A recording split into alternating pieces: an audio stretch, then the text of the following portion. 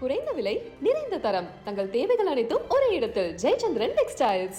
அதாவது ஆம்ஸ்ட்ராங்கோட phone incoming out going அந்த calls இது பண்ணுறப்போ வேலூர் ஜெயிலில் இருந்து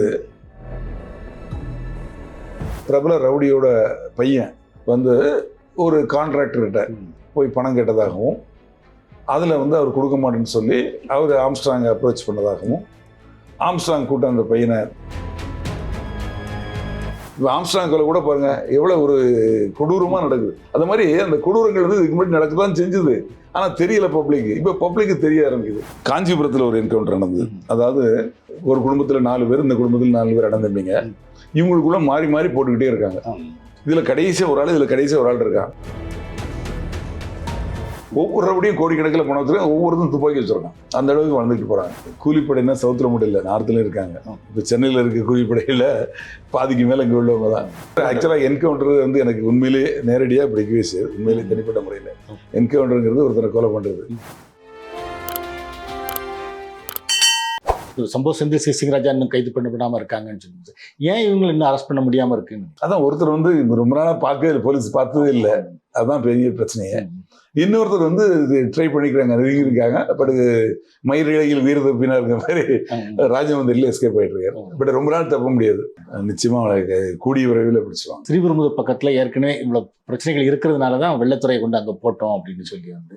ஸோ அப்போ என்ன நடந்துச்சு? அவர் வந்து என்கவுண்டர் பண்ணாங்க, 1-2 என்கவுண்டர். ஆமா, அந்த மாதிரி இந்த ரவுடிகள் இது என்னன்னா சாதாரண ஆள் வந்து திடீர்னு கோடீஸ்வரன் மாறிடுறான். இப்போ இவன் கோடீஸ்வரன் ஆகிறப்ப இவனுக்கு ஆப்போசிட்டா இன்னொருத்தரும் உருவாகிறான். அப்போ நீ பெரியவனா நான் பெரியவனா, நான் வாங்குறதா நீ வாங்குறா, அவளுக்கு ருசி கட்ட போன மாதிரி ஆயிடுறாங்க. அப்படி வரையில இவங்க ஒரு குரூப் சேர்த்துக்கிறாங்க, அவங்க ஒரு குரூப் சேர்த்துக்கிறாங்க, இவங்க அவங்கள போடுறாங்க. இதை மாதிரி கிட்டத்தட்ட ஒரு 35 மர்டர் வரைக்கும் ஆயிடுது. இப்போ சமீப காலத்தில் இந்த ஃபேக்டரிஸ் தான். அதுக்கப்புறம் இவர் வந்ததுக்கப்புறம் கொஞ்சம் அடங்குச்சு. இந்த குள்ளா அலேஸ் விஸ்வா வேற ஒருத்தர் கூட ஸ்ரீபெரும்பூர் பக்கத்தில் ஒரு என்கவுண்டர் போட்டாங்க. தாம்பரத்தில் ஒரு 2 பேரை அந்த கூட ஒரு படப்பை குணா கூட போய் சரண்டர் ஆயிட்டாரு. அவங்க எல்லாம் சரண்டர் ஆயிட்டாங்க. இப்போ இவர் வந்ததுக்கு அப்புறம் இந்த இடத்துல நடந்த கூடுவாஞ்சேரி பக்கத்துல 1/8/2023 கரெக்டா ஒரு வருஷத்துக்கு முன்னாடி அன்னைக்கு வந்து சோட்டா வினோத் ரமேஷ்னு 2 பேர் கார்ல வராங்க, வெஹிக்கிள் செக் பண்றாங்க. அப்போ இன்ஸ்பெக்டர் எஸ்ஐ விட்டுறாங்க. இன்ஸ்பெக்டர் துப்பாக்கியில சொல்றாரு, 2 பேர் இறந்து போறாங்க. இந்த சோட்டா வினோத் அப்படிங்கிறவர் வந்து 10 மர்டர் கேஸ், அந்த ரமேஷ்ங்கிற பேர்ல 10 மர்டர் கேஸ். அப்புறம் நான் சொன்னேன் பார்த்தீங்களா குள்ள வினோத்னு, அவன் வந்து இதுல விஸ்வா, குள்ள விஸ்வான்னு சொல்லிட்டு ஸ்ரீபெரும்புதூர் பக்கத்துல அவங்க ஒரு ரவுடி எம்எஸ் கேட்டகரி, அது ஒரு என்கவுண்டர். அதுக்கப்புறம் வந்து காஞ்சிபுரத்தில் ஒரு என்கவுண்டர் நடந்தது. அதாவது ஒரு குடும்பத்துல 4 பேர், இந்த குடும்பத்தில் 4 பேர் அடந்தம்பிங்க. இவங்களுக்குள்ள மாறி மாறி போட்டுக்கிட்டே இருக்காங்க. இதுல கடைசியா ஒரு ஆள், இதுல கடைசியா ஒரு ஆள் இருக்கான். இப்போ இந்த கடைசி ஆள் வந்து அன்னைக்கு கோர்ட் அட்டன் பண்ணிட்டு வரையில பஜார்ல வச்சு காஞ்சிபுரத்துல கார்ல வர்றவர் மடக்கி அவர் இறங்கி ஓடுறாரு, பஜார்லயே வெட்டி கொள்றாங்க 2 பேர். இங்க இதுல இருக்கக்கூடிய கடைசி ஆளும் அவரோட நண்பரும் சேர்ந்து. போலீஸ் அன்னைக்கு நைட்டு பிடிக்க போகல, போலீஸ் அட்டாக் பண்றாங்க. போலீஸ் என்கவுண்டர்ல இந்த 2 பேரும் இறந்து போயிடுறாங்க. அது இந்த நாளும் அவுட்டு, இந்த நாளும் அவுட்டு. அதுலயே 2 பேர் என்கவுண்டர் காஞ்சிபுரத்துல. இந்த மாதிரி விஷயங்கள் எல்லாம் வந்து அவர் வந்து வகுத்து கொடுத்துருக்கலாம். இது மாதிரி நடந்திருக்கலாம், இப்படி இருக்கலாம் அப்படிங்கிறது நேரடியாக ஒரு பிக்சர்ல வந்தாருங்க. ஆனா இந்த மாதிரி என்கவுண்டர்களுக்கு பிறகு அந்த ரவுடிசம் குறையுதா? இல்ல, இப்ப அவங்க வந்து இந்த மாதிரி ரவுடிகளை பிடிக்க போகல, அது அவங்க அட்டாக் பண்ணல, திருப்பி பண்ணி தானே ஆகும். இப்ப அதை வந்து நம்ம வந்து இது பண்ண முடியாது இல்லையா? இந்த மாதிரி இது செங்கல்பட்டுல கூட நடந்தது. செங்கல்பட்டுல ஒரே நல்ல டபுள் மர்டர். அன்னைக்கு அக்யூஸ்ட பிடிக்க போகல, அவங்க அட்டாக் பண்றாங்க. இவங்க அட்டாக் பண்ணதுல காவல்துறை என்கவுண்டர்ல 2 பேரும் இறந்து போறாங்க. இந்த மாதிரி சம்பவங்கள் வந்து இப்போ சென்னை புறநகர் பகுதியில் அதிகமாக நடக்க காரணம் லேண்ட் வேலி கூடினது, கம்பெனிங்க கூடினது. அதனால வந்து பணப்புழக்கம், இந்த ஸ்கிராப் மூவ்மெண்ட், இந்த மாதிரி பிசினஸ் மூவ்மெண்ட்னால ரவுடிகளை வந்து பயன்படுத்துறாங்க. ரவுடிகளே வளர்ந்து ஒரு லெவலுக்கு மேல ஒவ்வொரு ரவுடியும் கோடிக்கணக்கில் பணம் வச்சிருக்காங்க, ஒவ்வொருத்தரும் துப்பாக்கி வச்சிருக்காங்க. அந்த அளவுக்கு வளர்ந்துட்டு போறாங்க. துப்பாக்கிங்கிறது லைசன்ஸ் துப்பாக்கியா? கள்ள துப்பாக்கி, லைசன்ஸ் துப்பாக்கி. உங்களுக்கு யாரு லைசன்ஸ் கொடுப்பாங்க?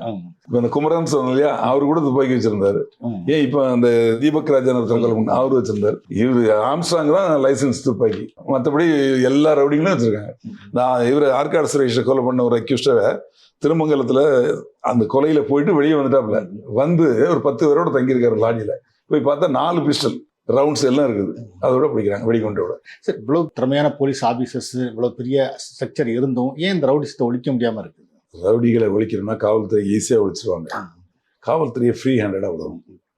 ஃப்ரீ ஹேண்டடா விடணும் அப்படின்னா அரசியல் அழுத்தம் அது ஒரு மெயின் காரணம். அந்த அரசியல் அழுத்தங்கள் எப்படிலாம் வருங்கிறது ஒரு உதாரணம் தான் சொல்றேன். அதனால இவர் பண்ணாரு அவர் பண்ணாருன்னு சொல்ல, இந்த ரவுடிகள், இந்த A+ கேட்டகரி ரவுடிகள்னு சொல்லுவோம் இல்லையா, இந்த ரவுடிகள் எல்லாரையும் மத்தியில் ஆளுக வச்சு, மாநிலத்தில் ஆளுக வச்சு, இதுல தான் சேர்ந்திருக்காங்க. எல்லாரும் சேர்ந்து அவனுக்கு ஒரு பொறுப்பு கொடுத்துருக்காங்க. அப்போ காவல்துறை எப்படி அவனை நெருங்க முடியும்? அவன் கோர்ட் அட்டன் பண்ண வாரண்ட் போட்டு அவனை போய் அரெஸ்ட் பண்ண முடியுமா? அவர் அந்த கட்சியில் ஒரு பொறுப்பில் இருப்பார், மாவட்ட பொறுப்பில் இருப்பார், மாநில பொறுப்பில் இருப்பார். அப்போ என்ன அர்த்தம்? காவல்துறைக்கு ஒரு மறைமுகமான ஒரு அழுத்தம். புரியுதா உங்களுக்கு? அப்போ அவங்க தப்பு பண்ணாங்கன்னா அவங்கள பிடிக்கணும் அப்படிங்கிறப்பவும் காவல்துறை வந்து அவளை லேசில் பிடிக்க முடியாது. ஏன்னா இவன் போய் பண்ணிட்டு எங்கேயாவது ஒரு இடத்துல போய் ஒழிஞ்சிருப்பான். ஒரு பெரிய ஆள் கிடையாது. இதுல எந்த கட்சி எதிர்கட்சியா இருக்க வரைக்கும் அதிகமா இருக்க மாட்டாங்க. ஆளுங்கட்சி ஆச்சுன்னா அங்கே போய் சேர்ந்துக்குவான். தான் பேர்ல உள்ள வழக்குகளில் காவல்துறை நடவடிக்கை எடுக்கக்கூடாது, வாரண்ட்ல பிடிக்கக்கூடாது, கேஸ் நடத்தி தண்டனை வாங்கி கொடுக்கக்கூடாது, கூண்டாஸ் போடக்கூடாது, என்கவுண்டர் பண்ணதிலிருந்து தப்பிக்கிறதுக்காக, தான் தப்பிக்கிறதுக்கும் தான் கூட 10-20 பேர் வச்சிருக்காங்க கூலிப்படை, அவங்கள தப்பிக்கிறதுக்கும் இந்த மாதிரி பண்றாங்க.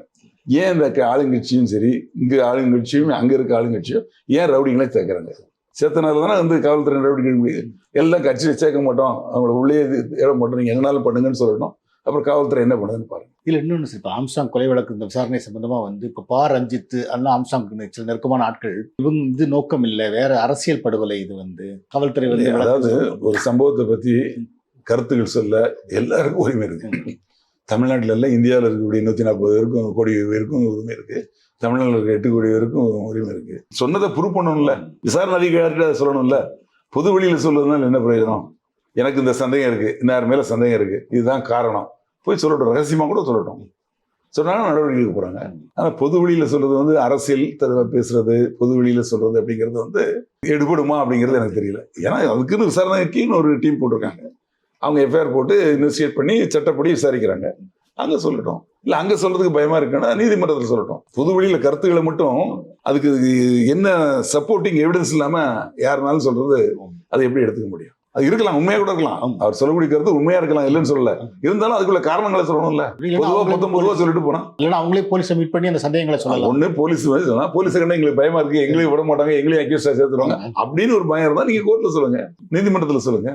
இல்ல ஒண்ணுமே வேண்டாம், அது என்ன நீங்க நினைக்கிறீங்களோ, என்ன விஷயங்கள் இருக்கோ அது ஒரு ரகசிய தபால எழுதி அனுப்பிச்சு விடுங்க.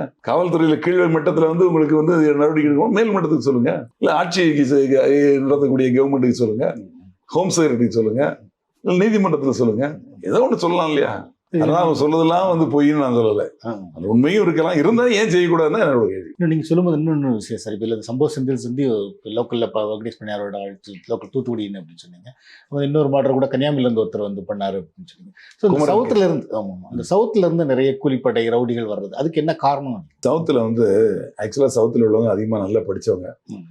கூலிப்படைனா சவுத்துல மட்டும் இல்லை, நார்த்லயும் இருக்காங்க. இப்போ சென்னையில் இருக்க கூலிப்படையில பாதிக்கு மேல இங்க உள்ளவங்க தான், லோக்கல்ல உள்ள ரவுடிங்க தான் இருக்காங்க. நார்த் மாவட்டங்கள்லயும் இருக்கு. தென் மாவட்டங்களில் எனக்கு தெரிஞ்சு நடந்ததுன்னா 90s வந்து கொஞ்சம் ஜாதி கலவரம் மாதிரி ஆச்சு. ஒரு 3 ஜாதிகளுக்கு கூட பிரச்சனைகள் ஆச்சு.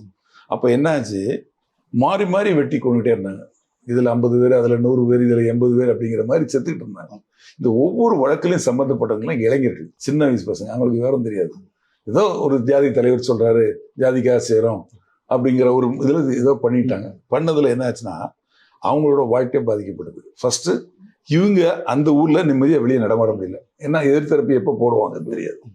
ரெண்டாவது இவங்க குடும்பங்கள்ல இவங்களால நமக்கு எதுக்கு தொழில் சொல்லி வீட்லயே சேர்க்கறது இல்லை. மூணாவது இவங்களுக்கு கல்யாணம், குழந்தை, குட்டி எதுவுமே கிடையாது. அப்போ இவங்க என்ன பண்றாங்க, அந்த ஊரை விட்டு வெளியே வராங்க. அவங்களோட வாழ்க்கை வந்து அரசு வேலை கிடைக்காது, எந்த கம்பெனிலும் வேலை கிடைக்காது. அப்புறம் சென்னையை நோக்கி வராங்க. சென்னை நோக்கி வரல ஏதோ கிடைக்கக்கூடிய வேலை, கூலி வேலைகள் செய்கிறாங்க. செய்கிறப்போ இந்த மாதிரி அவங்க ஏற்கனவே வம்பு பண்ணவங்கல்ல, அவங்களுக்கு அந்த மாதிரி பண்ணக்கூடியவங்க கூட ஒரு தொடர்பு கிடைக்கிது. அந்த தொடர்பை பயன்படுத்தி அங்கே ஒரு தாதா இருப்பாங்க, ஒரு பெரிய ஆள், அவங்ககிட்ட போகிறப்போ அங்கே போய் சேர்ந்துடுறாங்க. அப்போ அந்த கூலிப்படையில் இவங்க ஒரு அங்கமாயிடுறாங்க. அப்புறம் இவங்க செய்கிறாங்க. இது ஒரு பக்கம். இன்னொன்று, அங்கே இருக்க தலைவர், அதில் ஏதாவது ஒரு முக்கியமான தலைவர் அவர் போட்டு செல்லப்படுறாரு, ஆப்போசிட் பார்ட்டியாலேயோ இல்லை காவல்துறை என்கவுண்டர்லையோ போட்டு செல்ல கொல்லப்படுறாருன்னு வைங்க. அதுக்கப்புறம் அவங்களோட பிள்ளைகள்லாம் வெளியில்லாமல் போயிடுறாங்க. அவங்ககிட்ட துப்பாக்கி இருக்கு, எல்லாம் இருக்குது. ஆனா எதுவும் பண்ண முடியல. அவங்களுக்கு தெரிஞ்சது வேலை என்ன, துப்பாக்கி கேட்டு மிரட்டி பணம் கொடுக்கறது தான், ராபரி பண்றது தான். அப்போ அந்த மாதிரி இறங்கிடுறாங்க. அது மாதிரி இறங்கி சில வழக்குகள் நானே பிடிச்சிருக்கேன். அவங்க வந்து எந்த சம்பந்தமும் கிடையாது, அவங்க உண்மையிலே கெட்டதும் கிடையாது.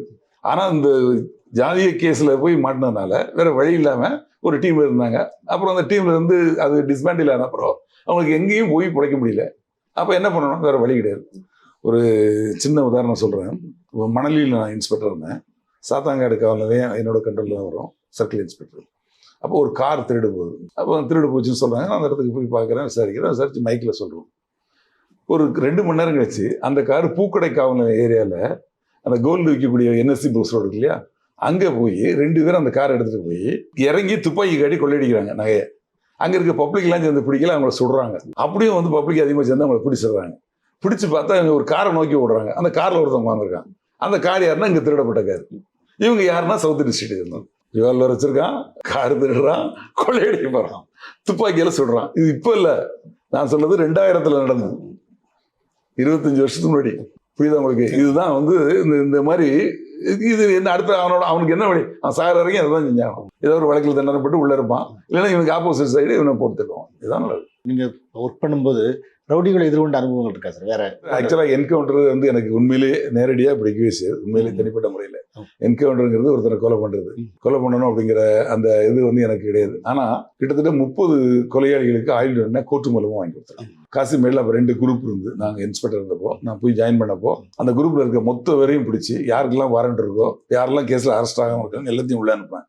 உள்ளே அனுப்பிச்சு அந்த கேஸை நடத்தி அவங்களுக்கு தண்டனை வாங்கி கொடுத்தேன். அதோட விளைவு என்னன்னா, அந்த ரவுடி கும்பல் அதோட அழிஞ்சிருச்சு. 2 கும்பல். ஒன்று வந்து பாக்ஸர் ரவுடிகள்னு கேள்விப்பட்டிருக்கீங்க, இன்னொன்று மாலக்கன் செல்வம். 2 குரூப் அதோட ஒழிஞ்சு போச்சு. ஆனால் யாரையுமே ஊருக்குள்ளேயே விடலை. அதில் வந்து கேஸில் சம்மந்தப்பட்டவெல்லாம் உள்ளே இருந்தாங்க. இவனுக்கு தொண்டர் அடிப்படைகள்லாம் ஊர்லேயே இல்லை, ஊர்லேயே இருக்க விடலை. இவங்களும் வெளியே வரவே முடியல. சட்டப்படி வாங்கி கொடுத்தோம், அதோட முடிஞ்சு போச்சு. இதுக்கு போய் நம்ம ஏன் சுட்டு ஒருத்தனை கொலை பண்ணி எதுக்கு? அது தேவைன்னு, அதாவது நம்ம ஒருத்தரை பிடிக்கிறது காவல்துறையோட டியூட்டி. பிடிக்க போறது இவங்க டியூட்டியை செய்யறப்போ இவங்களை கொலை செய்ய வந்தான்னா அப்போ அவங்க திருப்பி சுட்டு தான் ஆகணும், திருப்பி அடிச்சு தான் ஆகணும். அதில் அவன் இறந்து போனான்னா என்கவுண்டர். பட் அது வந்து இவங்களா தேடி போறது இல்லை, அவனையும் தேடி வர்றது. அதை மாதிரி நடக்கிறத நம்ம தவிர்க்க முடியாது. பட் எனக்கு அதில் உடன்பாடு. குடும்பம் வரைக்கும் உயிரோடு பிடிக்க ட்ரை பண்ணணும் அப்படின்னு. ஆமா, அவனை பிடிப்போம். அவனை பிடிக்கிறதுக்கு என்ன வழிமுறைகள் உண்டோ பிடிப்போம். அவன் நம்மளை அட்டாக் பண்ணாங்கன்னா திருப்பி அட்டாக் பண்ணிதாங்க, வேற வழி கிடையாது. நம்ம அவனை அட்டாக் பண்ண போறது நம்ம நோக்கம் இல்லை. நம்மளோட நோக்கம் அவனை கைது பண்ணது, நீதிமன்றம் முன்னால் கொண்டு நிறுத்துறது தான். அதுக்கு நம்ம செய்யறப்போ அவன் நம்மளை கொல்ல வந்தான்னா அப்புறம் நம்ம திருப்பி கொண்டு தான் ஆகணும், வேற வழி. இப்போ நடக்கிற சூழ்நிலையெல்லாம் பார்க்கல இல்லை நியாயமோ அப்படிங்கிற மாதிரி கூட தோணுது பொதுமக்களுக்கு. எனக்கு இல்லை, பொதுமக்களுக்கு பார்க்கல இப்படி எல்லாம் பண்றாங்க அப்படிங்கிறப்போ ஒரே நாள்ல 4 கொலை 3 கொலை, இந்த வருஷத்துக்குள்ள 590 கொலை அப்படின்லாம் சொல்றாங்க இல்லையா. இந்த மாதிரி எல்லாம் பார்க்கல. அதான் பாருங்க, முன்னாடி வந்து இந்த சிசிடிவி கிடையாது. இப்போ சிசிடிவி இருந்ததுனால எல்லாம் எங்கெங்க நடக்கக்கூடியது அப்படி தெரியுது. ஆம்ஸ்ட்ராங் கொலை கூட பாருங்க எவ்வளவு ஒரு கொடூரமா நடக்குது. அந்த மாதிரி அந்த கொடூரங்கள் வந்து இதுக்கு முன்னாடி நடக்கதான் செஞ்சது, ஆனா தெரியல பப்ளிக். இப்ப பப்ளிக்கு தெரிய ஆரம்பிக்குது. அவங்க எல்லாரும் 8 கோடி பேரும் பாக்குறாங்க, திருப்பி பாக்குறாங்க. அப்போ வந்து இந்த என்கவுண்டருங்கிறது கூட இல்லாதனால தான் இப்படி பண்றாங்களோ அப்படிங்கிற மாதிரி கூட ஒரு எண்ணங்கள் வரும். பட் என்ன பொறுத்தவரை என்கவுண்டர் இது கிடையாது. சட்டப்படி அவங்களுக்கு என்ன தண்டனை கொடுக்கணும். ஆனால் சட்டத்தில் உள்ள ஓட்டைகளை புகுந்து அவங்க தப்பிச்ச வழியே வராங்க. இப்போ சென்னையில் ரவுடிசம் எந்த அளவில் சார் இருக்கு? ஆம்ஸ்ட்ராங் கேஸுக்கு அப்புறம் கிட்டத்தட்ட எல்லாருமே ஓட ஆரம்பிச்சிட்டாங்க. ஒன்றும் பெருசாக அங்கே நடக்கிறதுக்கு வாய்ப்பு இல்லை. எல்லாருமே வந்து மெயினான ரவுடிகள்லாம் ஓடுறாங்க. சம்மந்தப்பட்ட அந்த கேஸ்ல சம்மந்தப்பட்டவங்கலாம் பிடிச்சிட்டாங்க. சம்மந்தப்படாத மற்ற ரவுடிகளும் கூட நமக்கு என்ன ஆகுமோ அப்படிங்கிற மாதிரி அந்த என்கவுண்டர் வேறாச்சா. அதுக்கப்புறம் அவங்க எல்லாம் ரன்னிங்ல இருக்காங்க. யாருமே இப்போ ஆக்டிவா இருக்கிற மாதிரி தெரியல. சிட்டிக்குள்ள எல்லாம் வெளியே இருக்கலாம், இருந்து கூட வாழ சொல்லிட்டு இருக்கலாம். ஆக்டிவா இருக்கிற மாதிரி தெரியல. உங்களுக்கு தெரியாத, டெய்லி பேப்பர் பாக்குறோம், டிவி பாக்குறோம். இந்த கேஸ் என்ன ஆகும்னு நினைக்கிறீங்க சார்? இந்த ஆம்ஸ்ட்ராங் கேஸ் என்ன? ஆம்ஸ்ட்ராங் கேஸ் வந்து நிச்சயமா சார்ஜ் ஷீட் போடுவாங்க, தண்டனை ஆகும் அதுல. ஏன்னா அதுல வந்து பார்த்த சாட்சிகள் நிறைய இருக்காங்க. அதுல சம்பவ இடத்துலயே அவரோட அண்ணன் வெட்டுப்படுறாரு, இஸ் இன்ஜூர்டு. அவர் சொல்லுவார்ல என்ன யார் வெட்டினாங்க, யாரெல்லாம் வந்தாங்கன்னு சொல்லுவார்ல. சிசிடிவி அது பொய் சொல்லாத, அது மாறாத. அதே மாதிரி அங்க வேலை செஞ்சுட்டு இருந்தாங்கல்ல, எத்தனை பேர் வேலை செய்யறாங்க, இவர் கூட இருந்தவங்க 3 பேர் எல்லாருமே ஐ விட்னஸ். அப்புறம் இவங்களை பிடிக்கிறப்போ ஒவ்வொருத்தரோட வாக்குமூலத்தையும் விசாரிச்சு அதுக்கு யார் யார் சம்பந்தப்பட்டிருக்காங்க அப்படிங்கிறதெல்லாம் பக்கா ரெக்கார்ட் பண்ணிருப்பாங்க. அதனால அவ்வளவு லேஸ்ல வந்து இந்த கேஸ் விடுதலை ஆகாது, நிச்சயமா தண்டனை ஆகணும். சார் இப்போ இதுல வந்து பாத்தீங்கன்னா இது வரைக்கும் ஒரு 21 பேர் அரெஸ்ட் பண்ணிருக்காங்க. நம்மளே சொன்ன மாதிரி வந்து இப்போ ஒரு சம்பவ செந்தில், சுசிங்கராஜ் எல்லாம் தேடிட்டு இருக்காங்க. வந்து இது போக வந்து ஒரு பிரபல ரவுடி இதுல சம்பந்தப்பட்டிருக்கார், அவர் ஏற்கனவே ஜெயிலில் இருக்கிறவர் வந்து சம்பந்தப்பட்டிருக்கார் அப்படிங்கிற மாதிரி சில தகவல்கள்லாம் வருது. அது எந்த அளவுக்கு உண்மை? அதாவது ஆம்ஸ்ட்ராங்கோட போன் இன்கமிங் அவுட் கோயிங் அந்த கால்ஸ் இது பண்றப்போ வேலூர் ஜெயில இருந்து அவருக்கு ஒரு ஃபோன் வந்ததாக ட்ரேஸ் பண்ணியிருக்காங்க. அப்புறம் அந்த கால் ட்ரேஸ் பண்ணி பார்க்குறப்போ அங்கே கன்விக்ஷன் ஆகி உள்ளே இருக்கக்கூடிய ஒரு அக்யூஸ்ட் வந்து இவருக்கு ஃபோனில் பேசியிருக்காரு அப்படின்னு தெரிய வந்ததாகவும் அதன் பேரில் அவரை விசாரித்ததாகவும் சொல்லப்பட்டது பத்திரிகையில் அந்த செய்தி.